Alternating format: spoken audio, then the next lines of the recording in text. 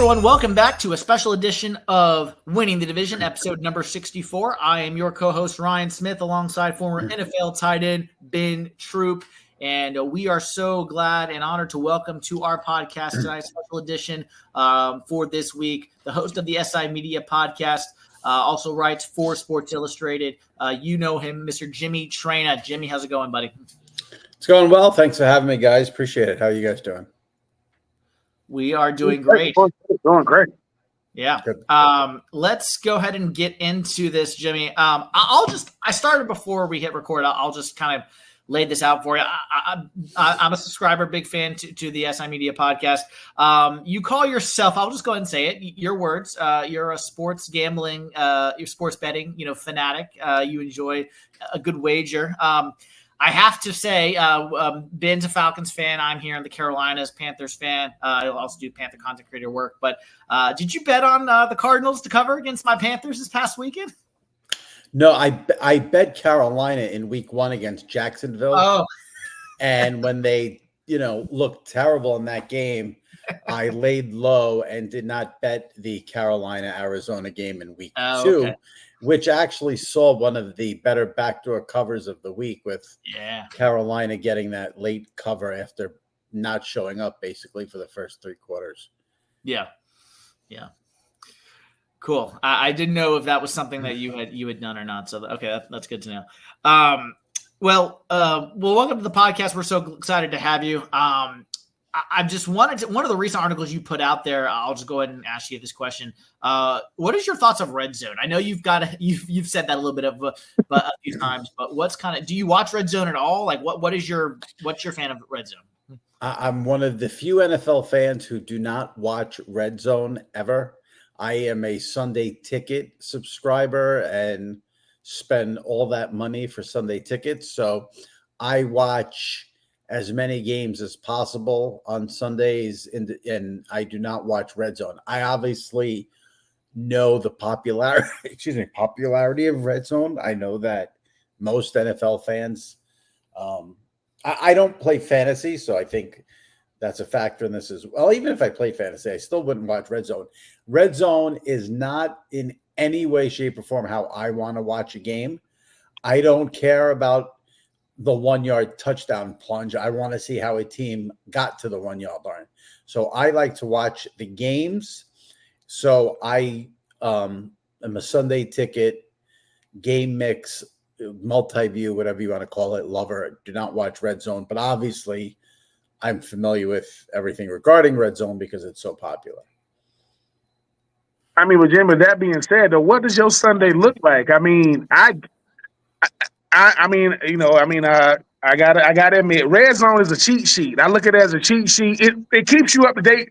I mean, they're going from game to game to game to game to game. But what does your Sunday setup look like? Do you got the multiple screens, or I know people that got screens that go parallel to each other on each wall? They can just look back and forth. Like, what does your Sunday look like if you want to see? You seem like I want to see the sequence of how they got to the goal line, not that they got to the goal line. Did he freeze? Yeah. So I have 3 TVs. So what I do is, on Sunday Ticket, you can't get the local game that's in your market on Sunday Ticket. You have to watch that on CBS or Fox. So as an example, I'll tell you what I did on Sunday. I had the Jets-Bills game on one TV. I had the Giant Cowboy game on a second TV. And on the main big TV, I had a multi-view with the one box was the Cincinnati Jacksonville game. One box was the Ravens Browns game. Another box was the Detroit Chicago game. And then a fourth box was the Pittsburgh Seattle game. So I was watching 6 games at once. Didn't watch any of the Cardinals and Saints. Didn't watch any of the Patriots and Dolphins. Do you turn the volume down? You don't have the volume up, do you? Yeah, I have the volume up. With what you can do on Sunday Ticket is you can switch the volume from game to game to game. So I think what I did on Sunday was I started out with the volume on the Jets-Bills game. That game got out of hand. I had the volume mainly on the Pittsburgh Seattle game because that ended up being the best game in the late window for a little while. Then it was the Giant Cowboy game. So I bounced the sound around as the 1 o'clocks go on to whatever the best game is. That's a lot. I'm always intrigued by the multiple screens because certain games you look at that, but then you see something because you mentioned Seattle and Pittsburgh, but then Russell Wilson kind of went vintage on Sunday, going for 450. But you also a sports bettor. I'm always intrigued by the sports betting of what is your indicator because it's not a perfect science. What makes you go, okay, I'm gonna go with this game and not get that game, this player, not that player, this scheme, not what is your secret sauce? There's no secret sauce. If someone had a secret sauce, they wouldn't be doing a podcast for a living. They'd be enjoying their money. So there's no secret sauce. I mean, I do it for entertainment, not to make money. I wouldn't even know how to begin to answer that question. I like to bet. One of the things I like to bet is I like to bet team total points. So for instance, one of the bets I won on Sunday, the Lions over under for their points was 26.5. I bet the over. That was actually an easy win. So that is something I like to bet. But yeah, there's no rhyme or reason. It's, do I like this team? A lot of time you're betting. When you place a bet, it's anti a team more than pro the other team. I'm trying to remember what I bet. I had the Eagles on Sunday. I just thought the Chiefs had no weapons whatsoever right now with Rice suspended, Worthy hurt. I didn't think their offense would be able to keep up with the Eagles. The game was actually closer than I thought it would be, but the Eagles were only, 1 point favorite, so they covered that easily. So, you just look at each game and you analyze each game individually. That's basically all I can tell you about sort of the method to the madness. I'm not a big trends guy. Like if you tell me like, oh, this team is, 14-1 on the second Sunday of November, like I don't pay attention to it because I don't think anything in the past has to do with that game that day. Yeah. One of the big things right now is the injuries to quarterbacks, especially Joe Burrow. We mentioned J.J. McCarthy, Jaden Daniels, down the line. You obviously wrote about Burrow in one of your recent articles. I totally am with you on this. It is not as big, not just for the Bengals and obviously the NFL fan, but the NFL as a league as well. Joe Burrow is so popular. He is really good, obviously, at playing quarterback. Just such a devastating injury. Why do you think it is that quarterbacks are getting injured so early this season? Who knows? It seems like I feel like every year we get, one big quarterback who goes down early in the season. Obviously, right now you've got a bunch. I don't know. I don't have an answer for it. I mean, the Burrow thing was sort of a freak thing. Guy rolls up on his ankle or his leg. Who we didn't even know Jaden Daniels was hurt. The McCarthy thing is another one. We didn't really know what was going on there. I have no idea why it's happening in abundance this season. I feel like this is an aberration. Yes, quarterbacks get hurt a lot, but to have so many by week 2, I think is unusual. I wouldn't even begin to venture a guess as to why it's happening. Yeah.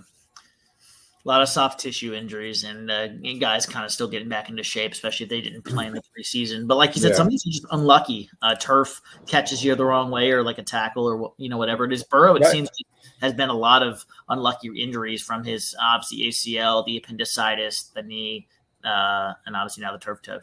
As much as the NFL tries to protect the quarterback, at the end of the day, it's just a massively, massively physical game. Players are stronger and faster than ever. So who knows what's going on this year. Yeah. I mean, hold on, but even with that, it's always going to be important. But how important now is the backup quarterback, Jimmy? Because the thing is, it's not a matter of if your quarterback's going to get hurt. It's when they're going to get hurt. You just hope it's not significant. These GMs do a really, really good job of making sure you got the best signal caller you can have. But you seeing guys are getting hurt more and more and quicker. How important is the backup quarterback to keep the train? And we're talking about playoff contending teams, obviously. How important is the backup quarterback to not have to be as good as a starter, but at least you're more than serviceable? Yeah, I mean that's the word right there. We saw I feel like we saw for so many years teams wouldn't bother having a serviceable backup. You have to have a serviceable backup. Now it's hard because there aren't that many good quarterbacks, but we saw it Sunday with the Bengals. Jake Browning is, I think, the definition of serviceable. He's not great, but he doesn't immediately give you a loss. Now, he had 3 turnovers, but still was able to lead them back, final drive all the way down the field for a touchdown. If your backup is not serviceable, your season will be over. I mean, that's all there is to it. And you got to spend a little money for that position. You can't just – it can't just be, oh, this is the last guy on the roster. You know, we're not going to allocate much salary cap to him. You have to spend money now on a backup quarterback. Yeah. Another thing that I know you wrote in the past recently, somewhat with this offseason, is the Tush Push. For those who may not know, what is your view on the Tush Push and brotherly shove, as the Philly guys like to call it? Yeah, it's funny you should ask that because my view has sort of changed. I was always, excuse me, personally, I was sort of always neutral on the Tush Push. Like, if they banned it, fine. If they kept it, fine. It didn't really bother me. I didn't really love it. I was the definition of neutral on the Tush Push. Sunday, I swung to the other side. And let me preface it by saying this. I had a heavy financial investment in the Eagles. I was rooting for the Eagles. I needed the Eagles. So, having said that, that felt like a mockery. It got to a point of ridiculousness where they're offside on every down. The refs are not calling it every time they try it. It just comes off as not football to me. I don't know. Sunday, it just seemed like it went to another level, and to me, it did not feel like football. It felt really cheap. It's legal. I'm not going to fault the Eagles for doing it. If you're allowed to do it and the rules say you can do it, I can't rip you for doing it.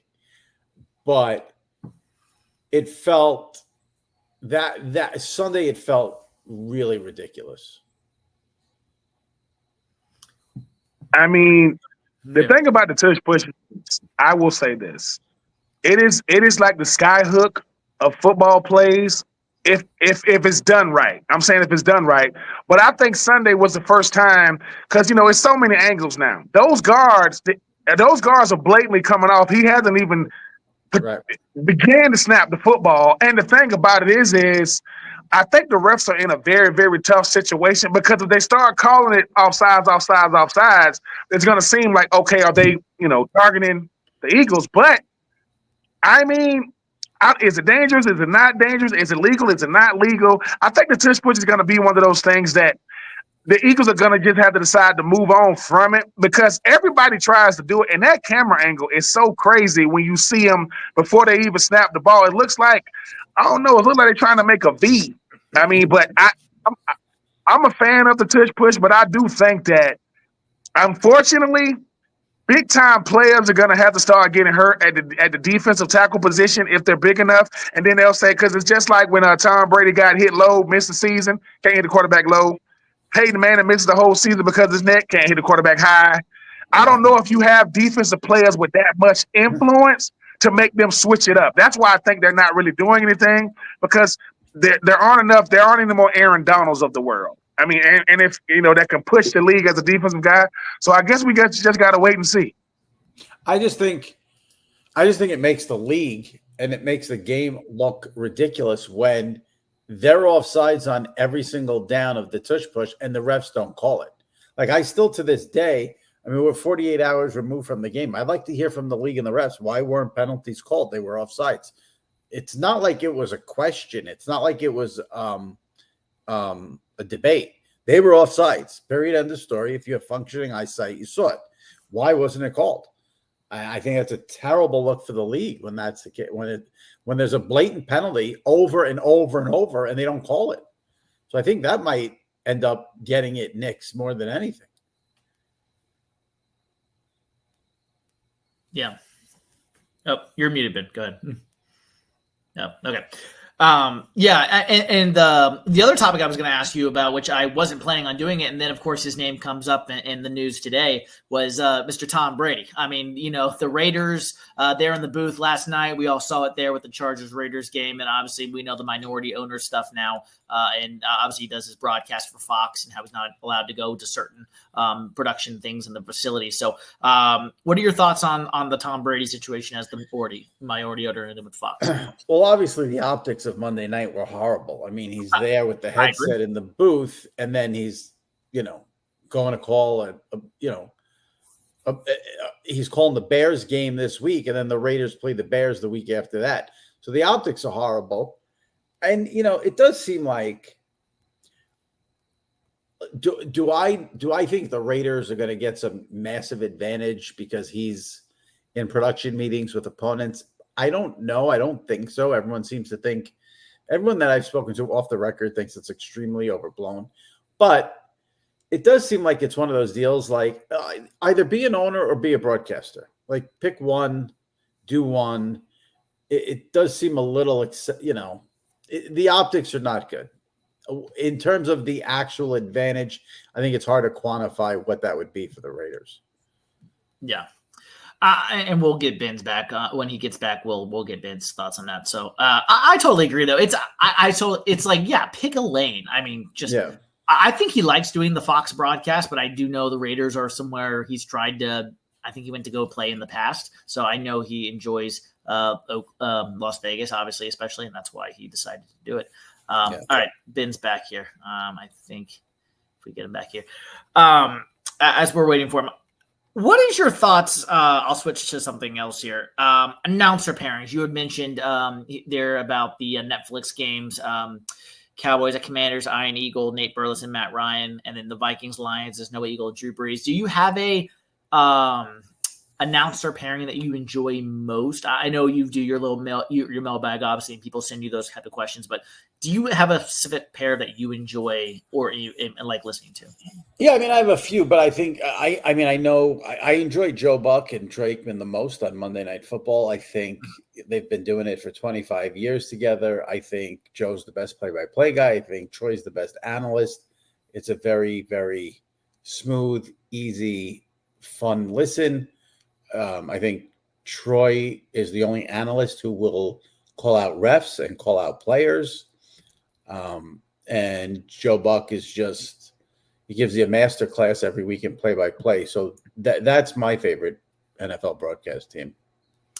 So I know I'm partial with as a Panther content creator, but Greg Olsen is someone I think has not obviously it's all out there with the whole thing with him and Brady, and I won't go into that, but I just personally think, I mean, he's kind of stuck, Jimmy. I mean, there's no chair that's open, and it's a travesty because he is so good. And I would argue he's better than Brady, if I'm being honest. But yeah, a lot of people feel that way. But his name is not Tom Brady, so that's a factor in all this. And you're right, he is blocked right now. I mean, Romo's got a bunch of years left at CBS.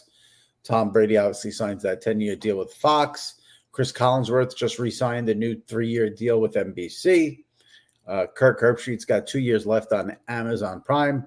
So there is, unless someone's quitting or getting unceremoniously fired, there's no opening for Greg Olsen to become a lead analyst. He's positioned as a number 2 guy.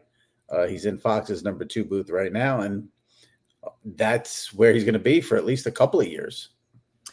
You would think the most logical answer is probably Herbstreit or Collinsworth, but Collinsworth signed a new deal recently, and Herbstreit, with Al Michaels, you just never know how that pairing's going to go down long term. But I don't know. Those seem to be the two most logical destinations if that were to happen. Yeah, well, the Herb Street contract would be the first one that's up, but like I said, he's got this season and next season left on his deal. So, yeah, nothing for Greg right away. Yeah. One of the things that you actually wrote about that made me think, the CBS announcer pairings versus the Fox, and I think you said something along the lines of CBS's bench is pretty deep compared to Fox's. And I'm not disagreeing with that. I think Fox has a really good deep of announcers as well. On guys like Kevin Kugler, Adam Amin, and others. But I definitely agree with on the CBS side, especially. I mean, who else has Ian Eagle and Kevin Harlan as their like the second and third announcers? With Jim Nantz obviously being up there, I absolutely enjoy absolutely enjoy those guys and what they do. Yeah, CBS, very lucky to have Ian as a number 2 guy, Harlan number 3, Andrew Catalon number 4. I just don't love the depth at Fox. They have Burkhardt as their lead, and then after that, it's Joe Davis, Kenny Albert's solid, but Ian and Harlan would be number 1 guys at Fox, basically. Yeah. So it looks like Ben had to go here, so it'll just be looks like you and I finishing the rest of this off. But yeah, but and as we kind of head into it, what is the you're obviously a podcaster. You've spoken to a lot of good people. Do you how many podcasts do you generally listen to? Do you have a list, or do you just do your SI stuff and that's it? I don't listen to a ton because of time and because I listen to radio shows. Still, I listen to Mad Dog on Sirius XM every day, so that takes up a lot of time. And sometimes I'm a little hesitant to listen to podcasts only because I don't want to end up stealing anything. But if I see if Pardon My Take has a big interview, I listen to that. I'm good friends with Peter Schrager. He has a new podcast. He had Al Michaels on it last week. I listened to that, which was excellent. Yeah. I'll check out some of the media ones based on the topic or the guest. So I wouldn't say, I don't not like a week in, week out guy with a certain podcast. It's more of a periodic thing. Yeah. And it's funny because well, to you. So obviously what makes a good podcast? Because you obviously have a lot of guests that you obviously book, and you've got, different things make a good podcast, whether it's the guests or it's the sound quality. What makes a good podcast in your opinion? I really enjoy a good interview. I like the art of the interview. I like figuring out what the host is trying to do, and if the guest is playing along, if the guest is being difficult. I enjoy when a host comes up with questions that, I wouldn't have thought of, or that I find, oh, that's a good question. So I enjoy the exchange of a good interview. If I listen to a podcast, it's usually for an interview, and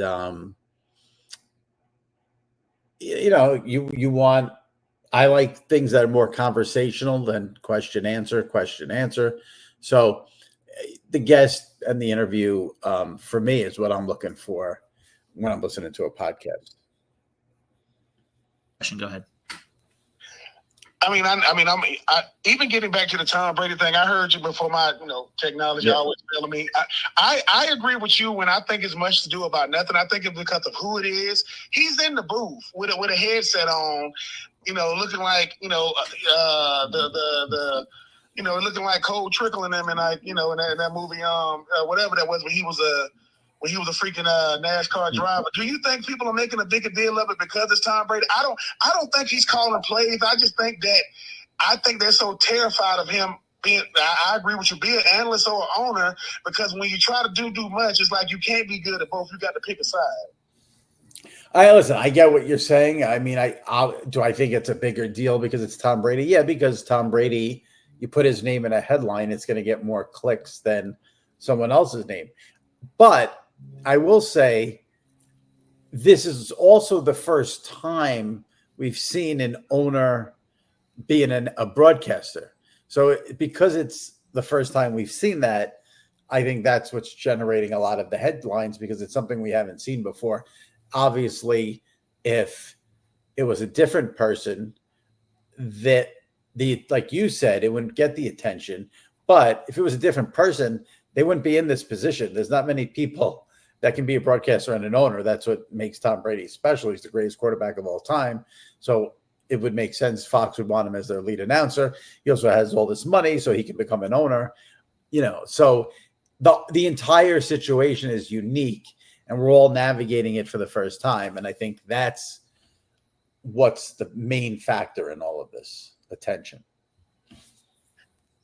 And Jimmy, I heard you talking about podcasts, and I mean, I used to do sports talk radio on ESPN, and I remember when we weren't phasing out, but podcasting was really getting popular, and we kept talking about how it's gonna be the new medium because it kills the myth of. Nothing against the Colin Cowherds of the world, but it kills the myth of, well, they know more than everybody else because they have more resources, they have more, statisticians. Did you see podcasting becoming what it has become? Not from just the popularity, but the shows are better, but it's not like the knowledge base is less than the guys on television. Right. Where I really saw it change, and I really was intrigued by what I was seeing, and I thought, oh, something's happening here and it's totally different, was when COVID started. And a lot of us, I'm in this boat, a lot of us started doing the podcasts through Zoom remotely, the way we're doing it now. I mean, before COVID, my podcast was done in a studio, in an office. We didn't use Zoom. We had guests on the phone. And I think when COVID happened and we all went to Zoom, we realized, oh my God, we have this whole other video element that we never had before. So COVID really changed the game for podcasts. Ironically, a lot of podcasts, we took a hit in our numbers because for that first year or so of COVID, when people were not commuting to work and they were working from home, a lot of listenership dropped because a lot of people listened to podcasts on their way to work, on their way home from work. And then that commute was eliminated. But in terms of every podcast now having the video element, that all started with COVID. And that really is what changed the podcast game more than anything. Getting back to the announcers of the world, you mentioned Joe Buck, you mentioned Troy Aikman, and I think it's also very fair, especially on football specifically. Did you get a chance to listen to Chris Fowler, Dan Orlovsky, and those guys last night? I did. And Louis Riddick. I really enjoy Dan and Louis together. I think it's criminal that they don't do enough games for the NFL. I think that's a pretty good group. Yeah, I did listen. I like both those guys a lot. Again, no spot for those guys. I mean, they're not, ESPN is not bumping Troy and Joe for Fowler, Orlovsky, and Riddick. I know Dan wants to do games. Hopefully, they have, I think, 4 or 5 more. I think there's 4 more double headers. So they'll be doing, I think, 4 more games this year, that crew. And then after that, I'm not sure. I think the double headers are going away next year. So you probably won't be hearing them doing too many more games.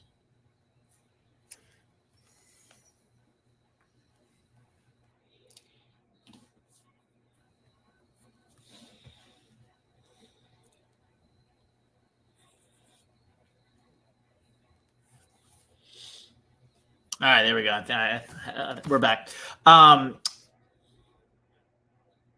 Guest list. Who's like your? You've had guys like you've had Tom Brady on. You've had Peter Schrager. You've had Al Michaels. Is there a Larry David? Is there guys that you have? Do you have a dream guest list? Well, I haven't had Larry. He would be my number one dream guest. And Brady too would be a guest. I had Brady, but it was a quick one. It was like a 10-minute interview. I would love a long form with Brady. Yeah. And I mean, that's really it from the broadcasting world. I've had pretty much everyone on in that space. So there's not many dream guests left for me. Luckily, like I said, I've been doing this for so long, but Larry would be the dream guest for me personally. Yeah. You talking about Larry David? Yeah, he's a curb guy. Okay, well, I gotta ask, Jimmy. I mean, here's the thing, right? I mean, you said that would be your dream guest. If you had the opportunity to sit, and this is like, hey, Jimmy, Larry wants to sit down with you, what would be the question that you would just have to ask him? Because Larry David is like, I mean, his mind and his show was just. What would the conversation be like with a guy like Larry David? Well, I would want to know what thing, Larry's a big sports fan. Yeah. So I would start with the sports stuff, and I would ask him what things in sports bother him the most. When he's watching a baseball game, what irritates him?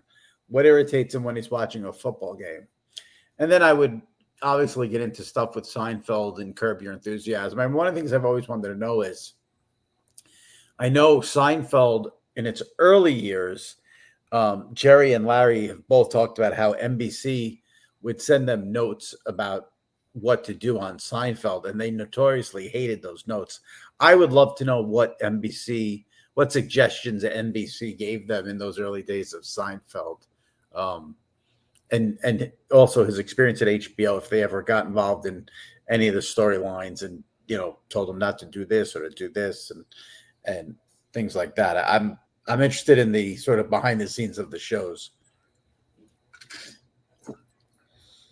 And Jimmy, I mean, as you mentioned, I mean, that's a very short list of Larry David and a longer conversation with Tom Brady. Who was the person you spoke to that going into the interview, you was like, well, this guy's kind of intriguing, but coming out of it, you was like, oh, this dude got a lot of substance to him. Oh, that's a great question. I've had a few like that. Oh, God. And then, of course, I'm not going to be able to think off the top of my head. Give me 10 seconds to think. Well, you know what it is? Let me say this about doing the pod. I'm lucky in that I've had a lot of repeat guests. I've had Joe Buck on probably 5 or 6 times. I've had Troy Aikman on 4 or 5 times. I've had Jim Nantz on 6. So when you have someone on, so when I have those people on who I consider quote unquote regulars, those are very easy to do because we have a rapport. They know my sense of humor. They know my style of interviewing, and those are always good. So what will happen with me is, and this will answer your question, is there have been some times when I've had someone on for the first time and we sort of will hit it off right away. Because when I have a first timer on, I usually go into it with very low expectations.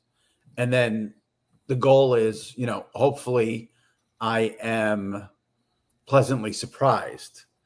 So I'll give you one that's a little off the beaten path. That's a little recent. When the NBA starts up in October, NBC is back in the NBA game. And NBC is going to be a main broadcast partner with the NBA again. And one of the big things about NBC's coverage is they made a big deal because they reobtained the rights to Round Ball Rock, the very famous theme song that everyone loves and associates with the NBA. John Tesh wrote that song, composed that song. I had John Tesh on my podcast a couple of months ago. And it was a phenomenal conversation. And you'd think, okay, how are you going to get it, 45 minutes with John Tesh just about the theme song of the NBA? Somehow we did it. And it was excellent. It was really, that is one I would say for sure. I went into it with low expectations thinking, this could maybe how am I going to get 15, 20 minutes out of this? And we did, an hour basically. So I'll give you that one. Yeah, that's really good. I've enjoyed your interviews over the years with Al. Al seems like is such a. I mean, it just sounds like he's in the booth. He's just talking. Yeah. He's good at what he does. Yeah. I wanted to get Al on week 1, but he did Schrager's podcast. So Al's going to come on with me, he said, in the middle of the season. But Al's always great on the podcast. The thing about Al Michaels is he's been doing this for 50 years. He's got so many stories and he's worked with everyone. So you sort of let Al, when you have Al on, you let him go, you let him cook, let him share his stories. And there's just so much there with Al because he's been in this business for so long. He's done almost every sport. Was a huge part of the OJ, he's on the air during the OJ chase. So, so Al's great whenever he comes on. Go ahead, babe. I mean, Jimmy, you've done so much and continue to do it. I mean, what still? I mean, what you get the question. What still motivates you, like to be able to say, "Look, I know what I'm doing. I know how to do it." What other stories you still want to write, or what keeps Jimmy going, saying, "Look, this is what gets me up in the morning," because everybody be trying to figure out what make a person itch, what make a person go. What is it for Jimmy? Yeah. What is it for you that makes you say, "Man, look, we always chasing something. We don't always admit it to the world." What is Jimmy chasing these days when it comes to the sports world? Well,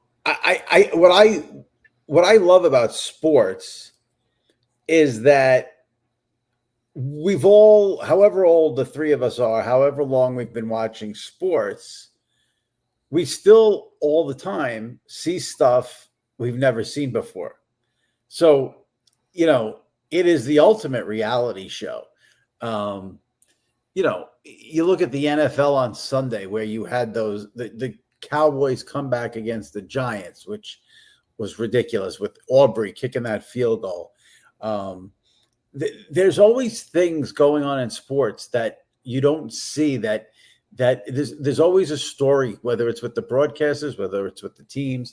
So it's always sort of fresh, which is what's good about it. And then I've always been more interested in the people calling the games than playing the games. So I love having the conversations. It's like I said, if I had to do the traditional, I ask a question, you give me an answer, and then I'm going to ask a question and you give me an answer, I wouldn't want to do that. The fact that I can have conversations with people, the fact that when I have these people on, we don't only talk about sports. I often ask about things going on in pop culture.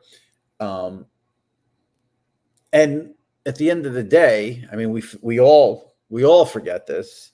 Sports is supposed to be fun. Like, if you can make a living here in the sports world, which is fun, entertainment, it's sort of, the candy store of journalism. It's not hard. There's wars going on. There's crazy government stuff going on. This is the candy store part of it. So you got to feel lucky to be in sort of to earn a living in that part of the media world.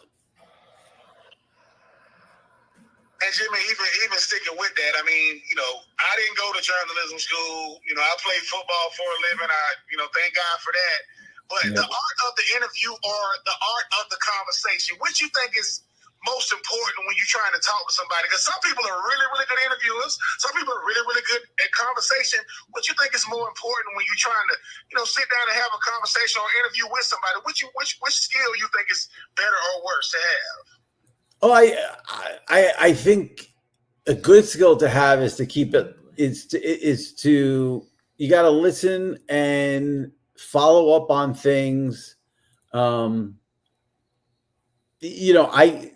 one thing I'll get from people sometimes is that I interrupt, and I don't look at it as interrupting. I look at it as following up. If someone, Jim Nantz, for example, I had Jim Nantz on last week. And we're talking about Jim. He celebrated his 40th year at CBS this weekend. And he was telling me his first job at CBS was doing college football studio hosting. So he was in the middle of telling the story of how he got that job. And I interrupted at one point and said, "Who was on this set with you?" And he said it was Pat Hayden, it was Mike Francesa, Brett Musburger. So like, I think follow-up questions are really important. If you see an opening for where you can go into a different avenue and someone's telling a story, you take it. You want to get something out that maybe you didn't think was going to come up during an interview. And, I also, when you like, if I have Al Michaels on, yeah, I can have Al talk about sports and share his stories and these, but Al's never eaten a vegetable in his life. So I'll spend 10 minutes on that. Like you want to show the personality. You want to get some stories like that. So you got to do your research, and then you got to listen, and don't be afraid to interrupt with a follow-up question. Well, here's my follow-up question. Obviously, you've got the articles that you do, and obviously the podcast. What is something about Jimmy Traina that people can't get from the articles and just for you talking with the guests? What's something that that maybe people don't know about you? That's something that like maybe it's not the vegetable, but what's something? Right. What's something with Jimmy? Well, that's the thing. It's hard. When you do this, if you're doing this every week, it's hard to not put sort of, most of yourself out there. I'll give you something up here. That's a really good question.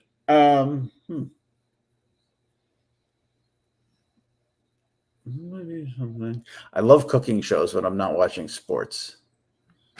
I like the Food Network or like, PBS. I'm Italian. My whole family's Italian. Everyone loves the Lydia Bastianich. Okay, yes. Ben, I'm going to go into this for a second. Yeah. He had Jimmy had Dan Orlovsky on the other a month or so ago, and they started going into chicken parm versus veal parmesan and all of that.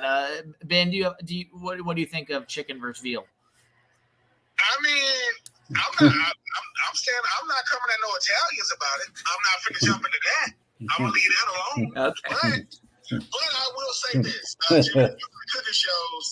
Have you ever seen the guy that does the cooking in the woods? You can't ever see his face. It's him and his dog. Yes. In the woods. Yes. He's the best cook in the world. My wife says, "Dude, what is up with this dude?" I said, "I've never seen a dude that has a big knife and uses this little stick that looks like a fork. This dude might be the best. He's making anything. He's made everything but a cake at this point." And don't you find those videos so relaxing and soothing and calming? Yes, and the thing about it is the food he makes. You wanna? I mean, oh yeah, dog, He has the most well-trained dog you ever seen. The dog is all. And the thing about it is you say to yourself, "There's no way he's gonna be able to do it." And that big gigantic knife he got. And he does it. I mean, I don't know how I stumbled across it, but like my dad tells me, my dad says, "Son, when you tuck your T-shirt into your jeans, you have officially become me." And I haven't got to that point yet, but I'm very close because I enjoy the cooking show. So I'm with you on the cooking shows. I don't do the Food Network cooking shows or the Dives and Dives, but I love. And do you look at all these food critics? Do you have a food critic that you? I don't. No, I don't. I'm not into the food critics, but like that one you hit on, I think that it's called on TikTok. It's called like Men with a Pot or Man with a Pot or something. But the way he puts those videos together is brilliant too. I mean, there is an art form to how he's the visuals of those videos when he's cooking. Like you said, he's got that crazy ass knife and the way he chops everything up, it's unbelievable. Yeah, them close-up angles when he be cooking, when he be chopping those. I like how he takes the milk and you can see it like coming out of. I said, "This is the camera underneath." Right. Right.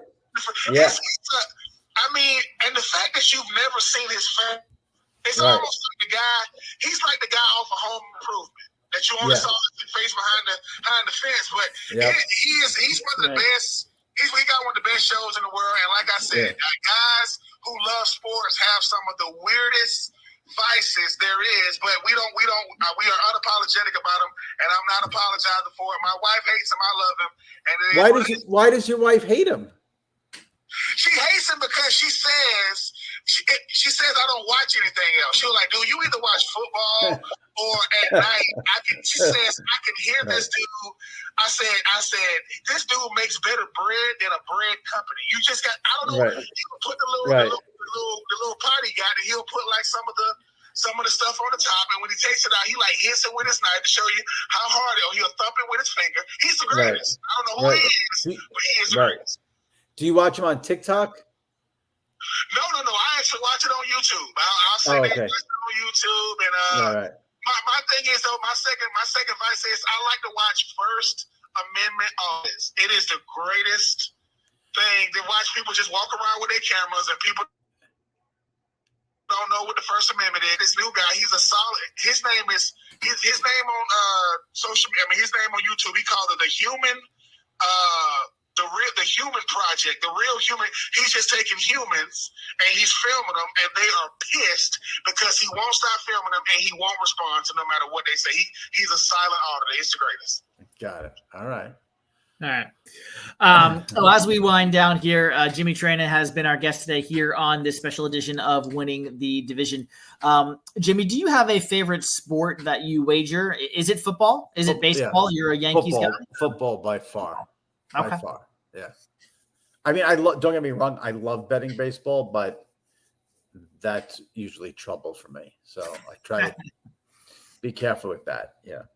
Yeah. But go ahead, football, yeah, and college. I mean, you know, Jimmy. I mean, I am a Braves fan. You know, I'm a lifelong, pro sport fan in Georgia. So the Braves, you know, the Falcons, the Hawks. I guess Atlanta United. But I gotta ask you though, Aaron Judge. I mean, it's too many great Yankees to name. I mean, we can have a whole nother show.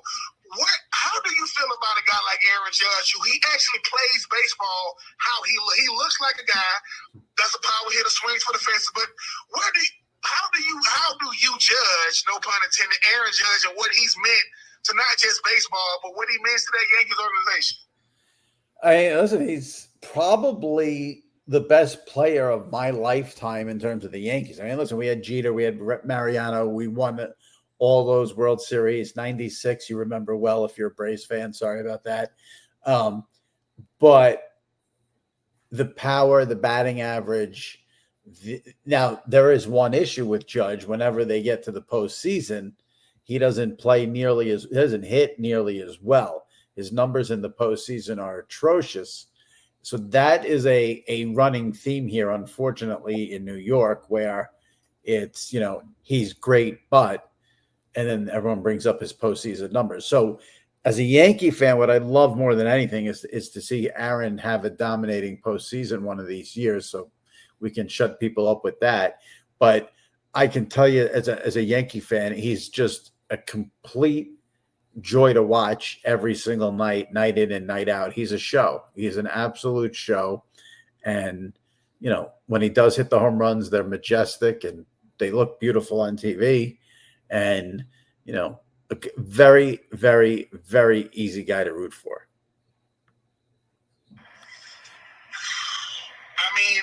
I know you're not Mike Trout. I mean, at one point, he was the best player in baseball. How are we going to remember Mike Trout when he's done playing baseball? How is he going to be remembered?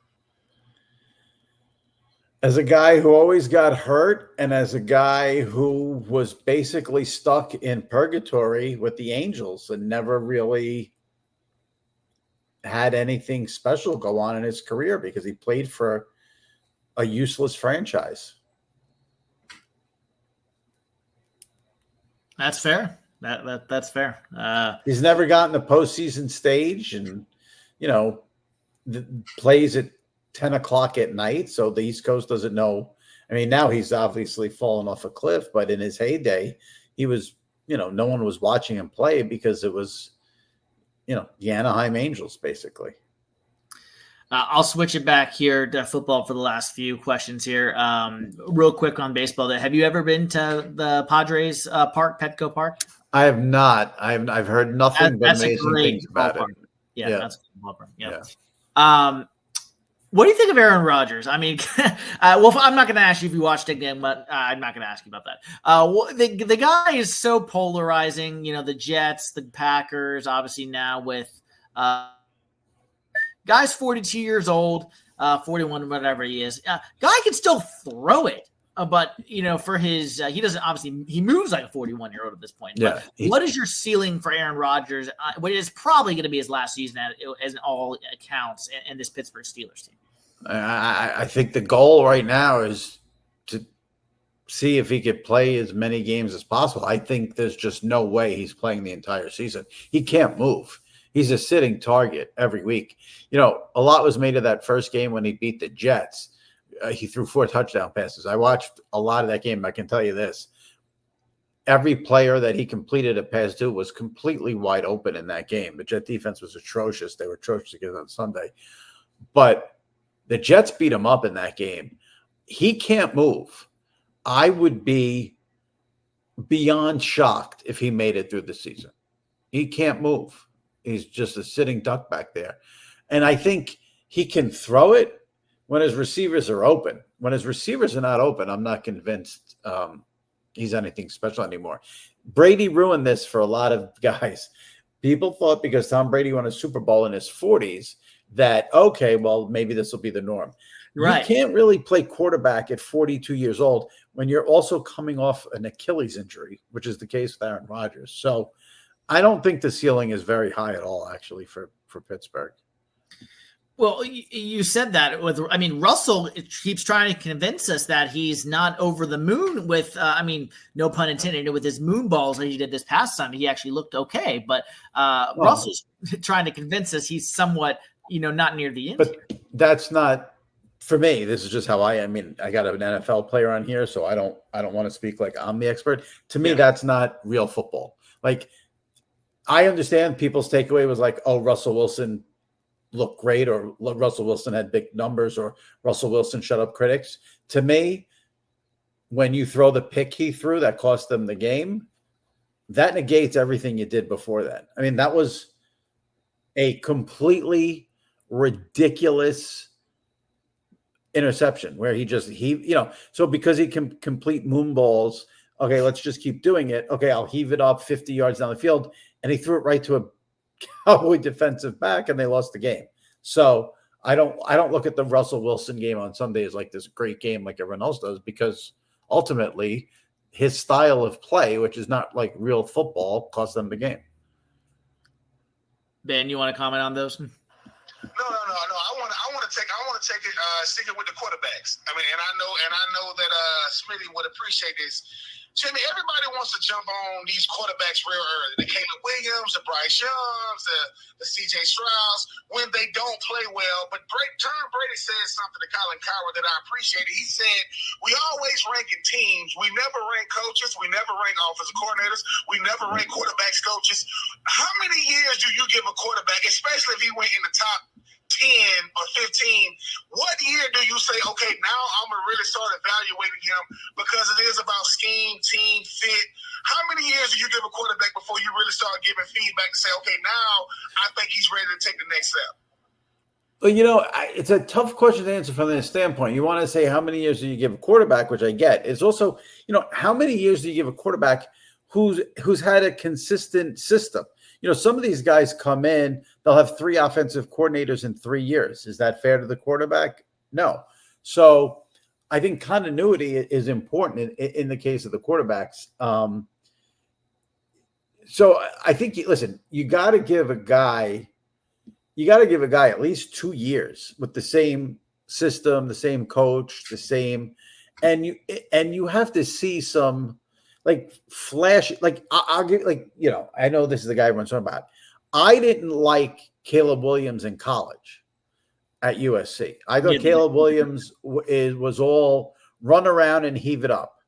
I don't want that from my NFL quarterback. Now, I feel for Caleb Williams in the fact that, Ben Johnson's now his second or third coach already in the NFL.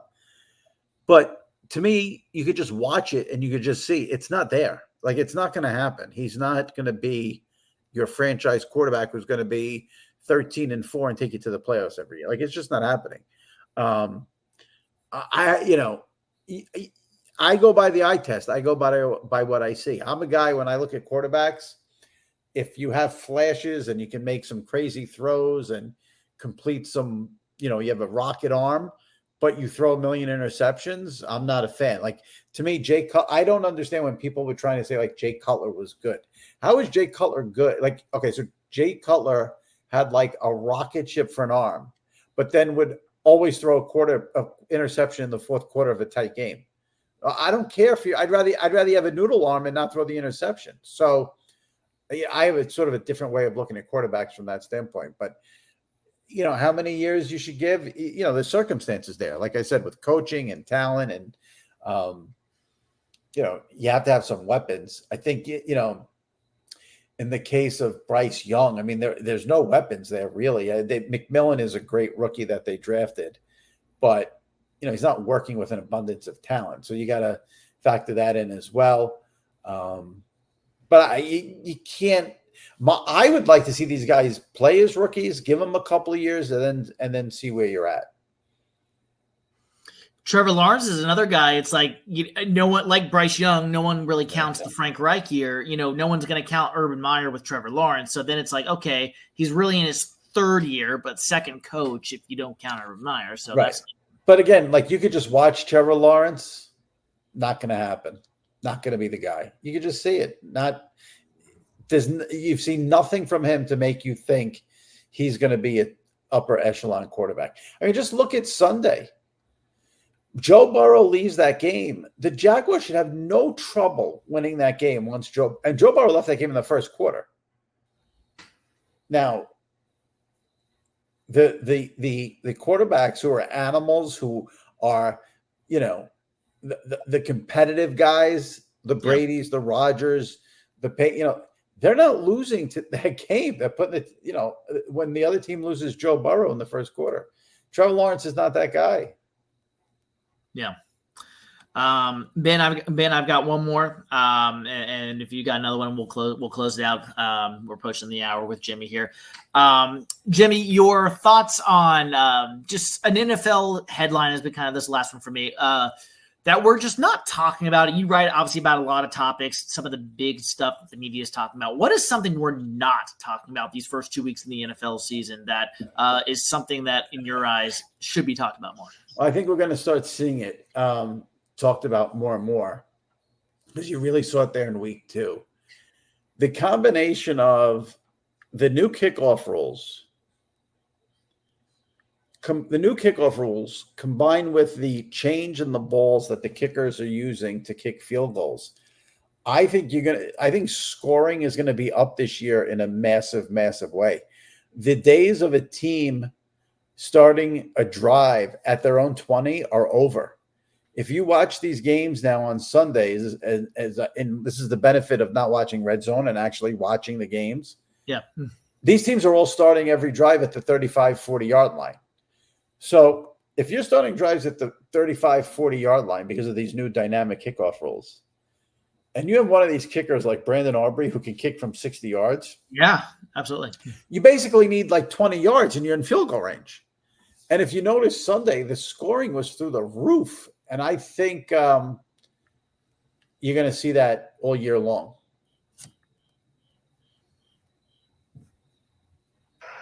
I mean, and finally for me, Jimmy, I mean, you've seen so much football, and you've seen how it changes overnight. Forget over the years.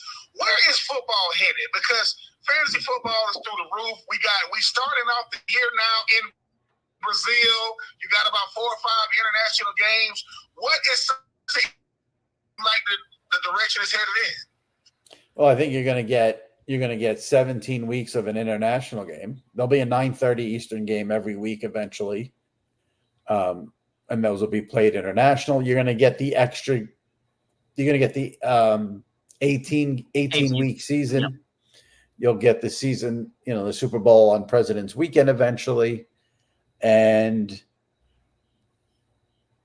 it's just going to be more and more and more. The NFL is the most greedy company in America, and they're never going to stop. They're going to make as many TV packages as you can possibly, that they'll create a new package of 9:30 games every week. It'll be sold to a streamer for a ridiculous amount of money.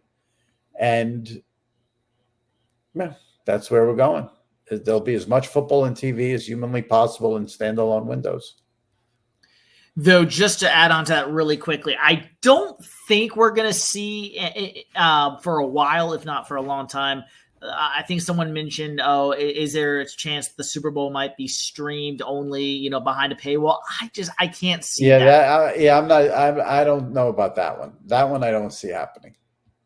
Yeah. Hold on, Jimmy. Would you be willing to be the first, writer/podcaster to have a cooking show while talking football? You can start a trend, sir. I can see you starting a trend. It's not a bad idea. It's not a bad idea at all. I'm not a great cook, but I wouldn't be opposed to it. I could tell you that. I would not be opposed to it. Yeah, I would. How about this? Instead of a cooking show, but an eating show. Maybe get someone on to. That's what I'm saying. Yeah, get someone on to cook. Yeah, get someone. I got a name for it though. Go ahead. Yep. Don't break the noodles, because in Italy, Italians, y'all don't break y'all noodles in the water. Just stick them in the water, right? You do not break the pasta, and that's the other thing. We don't call it noodles ever. It's pasta. There we go. Pasta. Don't break the pasta. Yeah. You don't break the pasta, because, like I said, us Americanized pasta eaters. I've seen so many TikToks to where the husband is Italian and the wife is American, and she break the noodles. You're like, what are you doing? Like, what are you doing? We don't do it's that. Actually, in all seriousness, that is a phenomenal name for a food podcast. Don't break the pasta. Well, yeah. Well, hey, we'll have to come up there. We'll create it with you, and you'll give winning the division all the credit. We'll get some royalties off here or something. Be my pleasure. All right. Well, this has been Winning the Division, episode 64. Jimmy Traina, our guest tonight here. Jimmy, where can people find you? Where can they listen to the SI Media podcast? Wherever you listen to podcasts, Apple, Spotify, you can just search SI Media Podcast, Sports Illustrated Media Podcast, and Jimmy Traina, Traina, everywhere. Just Google it. Social will come up. The podcast will come up. The column will come up. So all good stuff. Awesome. Well, Jimmy, thank you so much for coming on here on Winning the Division with Ben and I. We had such a good time with you, and we'll talk to you down the road. Thank you for coming. Thanks for having me. Appreciate it. Take care, guys. Be well. And that'll wrap up this episode of Winning the Division, episode number 64. Rate, review, and subscribe wherever you get your podcast, and we'll see you guys next time.